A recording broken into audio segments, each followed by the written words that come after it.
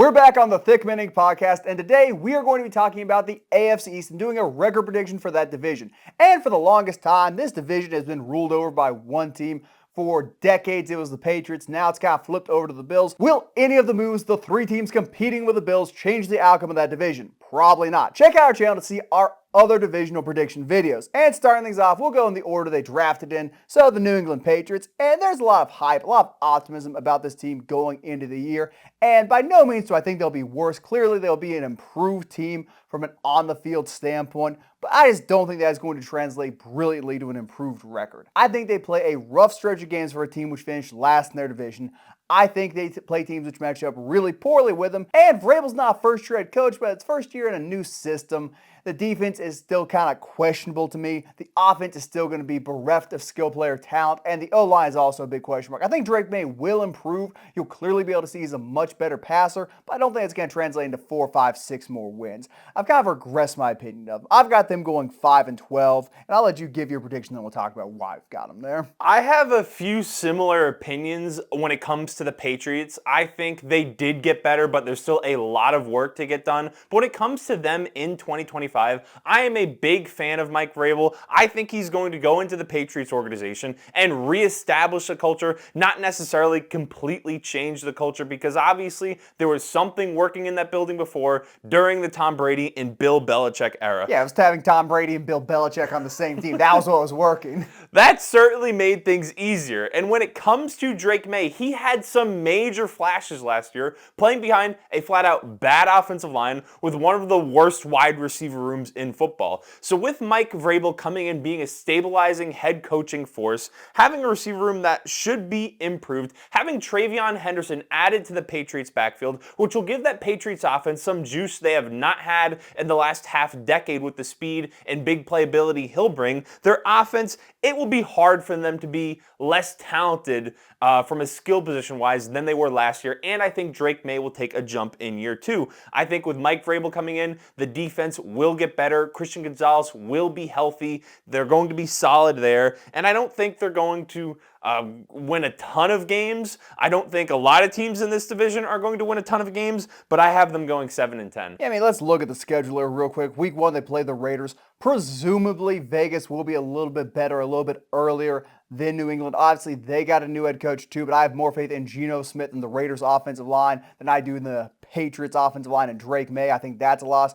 Miami early in the season is always going to be a tough game, particularly when they got an established offensive guru who has been able to score points on its Adrian Stevens in the past. That's going to be a loss. Steelers got a really good defensive line. That's probably a loss. Panthers, I guess it depends on how you view the Panthers, but I think they start 0-4, honestly. And they will eventually bounce back and get some games here and there. They got to play the Ravens out of conference. They got to play the Buccaneers, the Bengals. The New York Giants defensive line should be enough to push them over the Patriots in a head-to-head matchup. It is a tough schedule for a last-place team, which is why I've got them at 5-2. Still winning more games and being a better team than they were in 2024, but it's not an easy road Drake May and Mike Vrabel have to walk. No, it would be very difficult for them to make a push towards the playoffs, and I don't see that happening.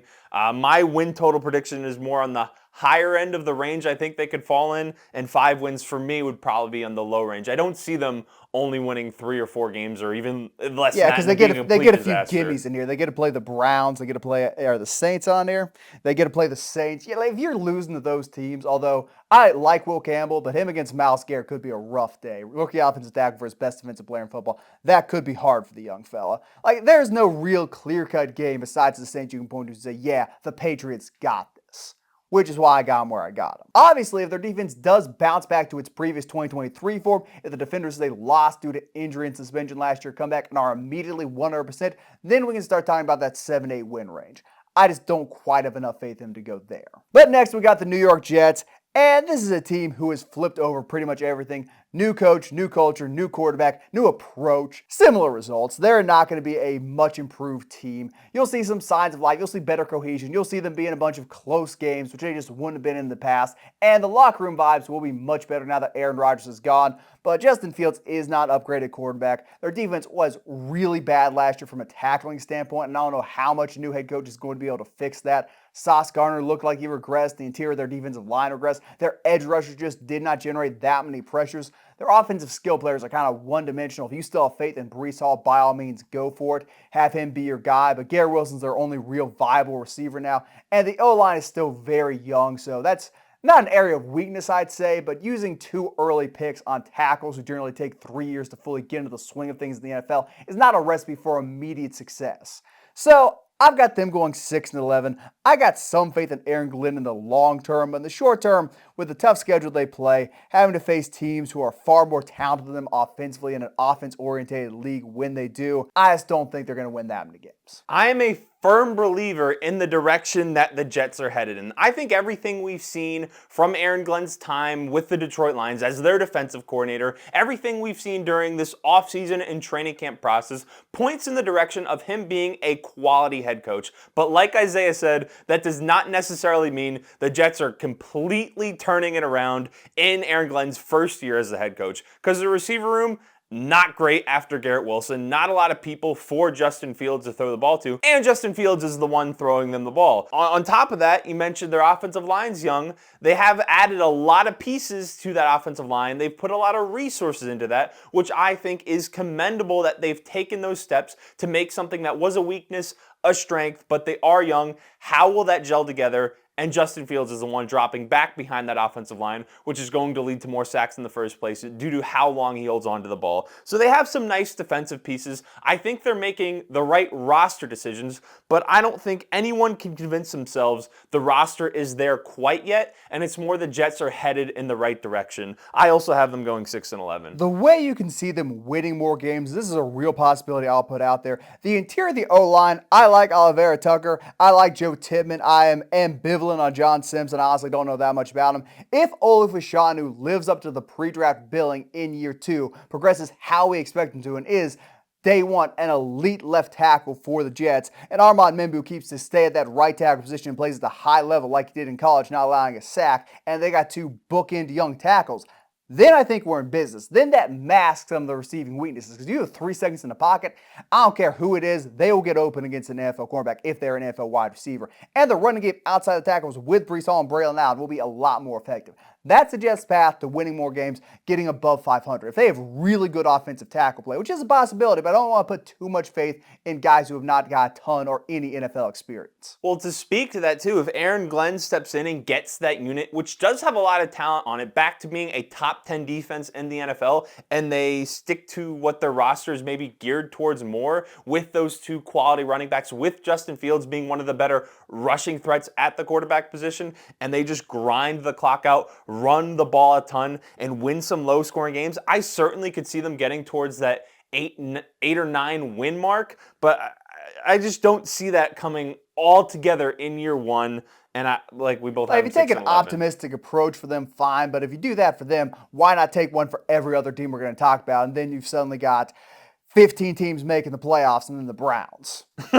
Someone has to be the worst team, and some things just aren't going to go your way. So for the sake of history, for the sake of brevity, I'll pick the Jets to do that. And everyone has to play each other. It's not like we can pick everyone to beat. It doesn't work that. Math doesn't work that way. If we did these schedule predictions at a different time, we could theoretically just have 12 teams above 500. Oh, you're saying if we had the record prediction not affect other teams? Be a little optimistic. Speaking of optimistic, I am fairly optimistic about the Dolphins, which is to say I don't think they're going to be the worst team in football like some people are making them out to be. I think they're going to be a fairly standard 8-9, 9-8 Mike McDaniel team because they're going to do what they always do. They're going to start really hot early. They play some bad teams like the Colts, the Patriots week 2 and they haven't had time to gel, the Jets week 4, the Panthers week 5.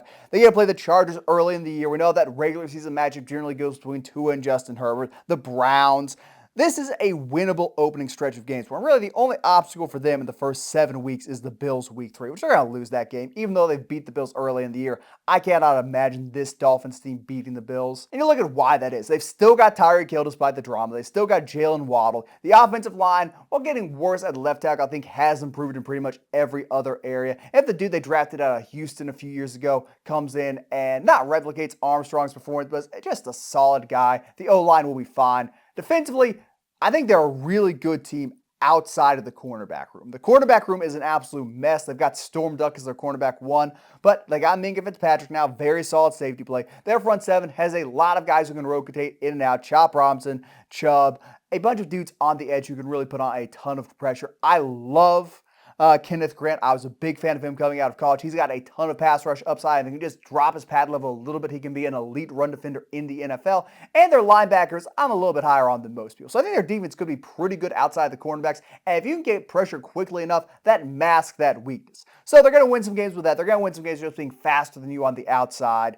But it's going to be how it always goes for the Dolphins. They're going to get later in the year. They're going to start playing good teams like the Ravens, the Bills. They're going to get picked off there. Then they're going to start playing teams outside. The Jets in Week 14, that's going to be a loss in New York. The Steelers in Week 15, outside, that's going to be a loss. And the Patriots in Week 18, that's going to be a loss. They're going to lose games they probably shouldn't. Their record wouldn't tell you they're supposed to lose the outside teams in November and December, and that's going to drag their win total down. It's a pretty standard Mike McDaniel, Tua Tagovailoa-led team thing for me. So I've got them going 9-8, the second best team in the division. That will not be enough to make a wild card this year, unfortunately, for the Dolphins. And maybe McDaniel loses his job, but it's hard to tell what direction the Dolphins are going in. They're kind of stuck where they're at, with Hill and Tua being who they are and as big a cap hit as they are. I disagree. I think the Dolphins are going to come dead last in the AFC East, and there are things to get excited about with the Dolphins, as you alluded to. They have Bradley Chubb, who missed a year last year, coming back healthy. You hope that he's going to come back strong. They have Kenneth Grant, who they just drafted. They have Chop Robinson. They have talent on their defensive line that can potentially get after the other team's quarterback. But that offensive line, while they made some improvements, they have Patrick Paul starting at left tackle, replacing Teron Armstead, who did just retire. And Tua has not been healthy throughout his career. He's played one season where he has not been injured and not missed a football game. So what are the odds of him staying completely healthy with Patrick Paul as his starting left tackle? I do not exactly believe in that. It's not a guarantee Bradley Chubb will be the same Bradley Chubb that he's been in his career coming off a year out of football. Will Tyreek Hill, Jalen Waddle, A-Chain be able to succeed if Tua is not healthy? I think there are too many question marks with this Dolphins team, and I have them going 5-12. Could everything potentially come together? Do they have the potential to be a 9, 8, 10-win team? The talent is there. I just don't think it's going to all come together. They're not going to be leaning as heavily on Bradley Chubb as you seem to think. They also have Jalen Phillips, who is coming back from an injury as well, which could hinder him. But if they can rotate those guys and get two of them on the field at the same time, they should have some pretty good pass rushers coming off the edge. Obviously, breaking down due to injuries is a concern for those guys second time around. It's obviously more likely. And the Tua thing, yeah, it's kind of why I've got them predicted to win a lot of the games in the front end. Then he gets hurt, and the back end, it just falls apart. That's the Dolphins cycle. Ultimately, it depends on how many games you think they're going to be able to win without Tua. Probably not very many, but the defense is good enough that if it stays healthy, they can snag one or two away from the weaker offenses they're set to face. I can see why people are pessimistic about Tua. I can see why people are pessimistic about Patrick Paul. Looked very good in college. Went back and watched some tape of him prior to this video. But it's a big leap from the NFL, and he fell to the second, third round wherever he went day 2 for a reason. So I understand the concern, the lack of optimism. I'm choosing to take it's just a glass which is half full and half empty if I got them going 9-8. Well, it's a glass of water. And as we just said with the Jets and Patriots, there are some teams you have to be optimistic about some and pessimistic about others. The people that are saying the Dolphins are going to be the worst team in the NFL, while I do have them at 5 wins, which isn't great. That's going down week 1 type of that, and losing both edge players early. The Saints and Browns exist for a reason, and they're going to be the ones filling that title, along with potentially a few others. The Giants we'll talk about. I don't know about that one. How many games you got the Giants winning? I don't know yet. I'd say it's going to be roughly a third of the games Buffalo wins. Final team, you know we're predicting them to win the division. Come on now, people. They're clearly the best put together roster. They've got by far the best quarterback. They've got the best coach, the best offensive line, the best best defense feels like a bit of a stretch, but the best young defensive players. I really like how they drafted and addressed areas of weakness on that side of the ball. And Josh Allen by himself could get you 8-9 wins without the O-line, the skill players, James Cook, all that. So just looking at their schedule, they're going to lose week 1 to the Ravens. It's not going to be a shock to anyone. Baltimore is one of the best teams in football, and clearly the best regular season team in football over the past few years. Then they're going to crank off 1, 2, 3, 4, 5, 6, 7, 8, 9, 10 wins in a row. The schedule lines up perfectly for them. They have a great matchup against a bunch of bad teams early. They get to play the Chiefs at home, which should result in a win. Some of the teams they do face down the stretch get a little bit rough. They have to play the Eagles, which will probably be a loss. And given they'll be resting starters, I will assume they lose to the Jets in Week 18. But this is a super well put together roster. The only thing you can really point at is having young players in the secondary who are not fully proven. Maxwell Harrison presumably will be with the team by the start of the season. And maybe you don't like the idea that, there's no true wide receiver one. But the Bills scored more touchdowns than anyone in football last year without a wide receiver one. So I don't think it's going to be that big of an issue. Yeah, for a team that was in the AFC Championship last year, this is one of the easiest schedules I think we've ever seen for a team that was very good the year prior. We can't play in the AFC East, so that is an element to this discussion, which the Patriots were a benefit of for 2 decades. So they play the Ravens in week 1, which you mentioned, which is not an ideal matchup. But then when you play the Jets, Dolphins, Saints, Patriots, Falcons, Panthers before playing the Chiefs, that is an extremely stretch of, 6 games right there. So they are going to start the season off extremely strong. If they're able to get a win in week 1 against the Ravens, it feels almost like a guarantee they're going to start the season off 7-0. Their schedule leans in their favor to a significant degree. And the people that have criticized their receiver room, the ones that were disappointed that they did not draft one, as you mentioned, their offense was more than fine last year. The 3 running backs they have, plus Josh Allen, will have a great run game. And it is not unreasonable to assume Keon Coleman in his second year will take a step. They have Dalton Kincaid, who reportedly is healthier than he's been at any other point heading into a season in his career. Bigger, faster, and stronger than ever before. So everything points to them being just as good, if not better, with an easy schedule. So I have them going 14-3, and I think ultimately they'll probably win the 8 or be the 1 seed heading into the playoffs. 1 or the 2 seed. Depends how you view the Ravens. Depends how you view the Chiefs. It's easy to look at the offense, the O-line, which is returning all its production and was fantastic last year. James Cook, who we think as of now will be back for the team. The wide receivers, Josh Allen, Kincaid. It's easy to see how that's going to be great. The defense, I think, is a little bit underrated because of how last season ended. Up until they lost 2 players their secondary against the Ravens, they were locking down that elite Ravens offense. And then against the Chiefs, Patrick Mahomes did what Patrick Mahomes does and played bully ball in the area of weakness. But getting Maxwell Harrison, athletic freak, in their secondary, getting back Rapp, having Damar Hamlin continue to be Damar Hamlin, I can't. What does that even mean? Wait, so I'm trying to say nice things about the second. Teron Johnson's one of the better nickel corners in the league. Their linebacking room is super solid. Joey Bosa is probably a lateral move from Von Miller at this point, assuming he can stay healthy, but Ed Oliver's still a monster.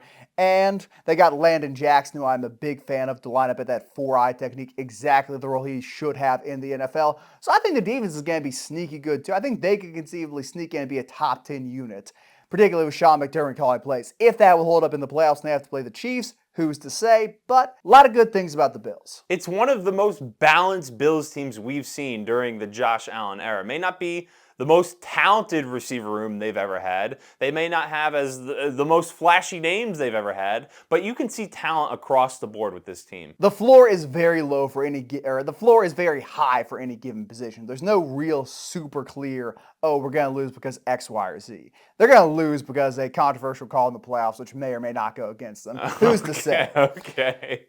That has been our AFC East record predictions. Let us know what your record predictions for this division are looking like down in the comments below. Check out our channel for more record predictions. Subscribe to our channel for future record predictions, and we will see you in the next one.